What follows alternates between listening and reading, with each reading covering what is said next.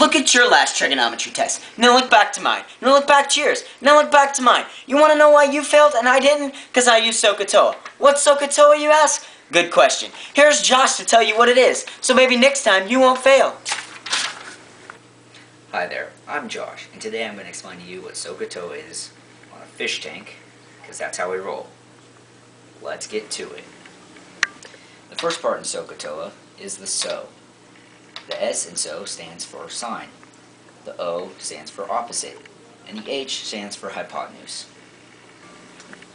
In Soh, the opposite side is directly across from your labeled angle, and your hypotenuse is directly across from your 90-degree angle. This is your proportion for Soh. You have your sine over 1 is equal to your opposite side, which is x, and your hypotenuse, which is 7.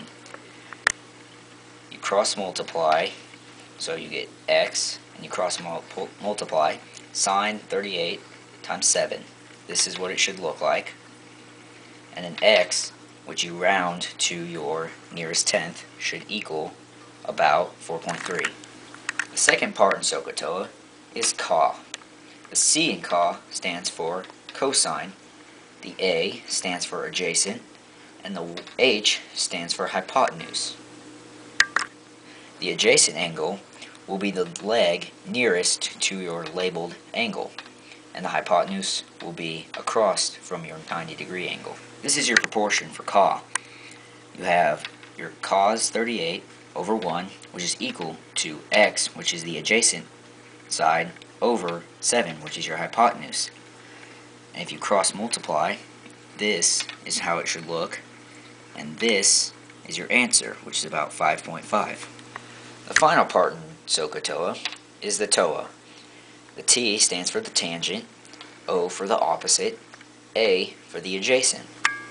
Toa is different. You don't have a hypotenuse. You only have your opposite side and your adjacent side. Here is your proportion. You have tan 38 over 1 is equal to x, which is your opposite, over 7, which is your adjacent. And if you cross multiply, this is how it should look, and x is about 5.5 is your answer.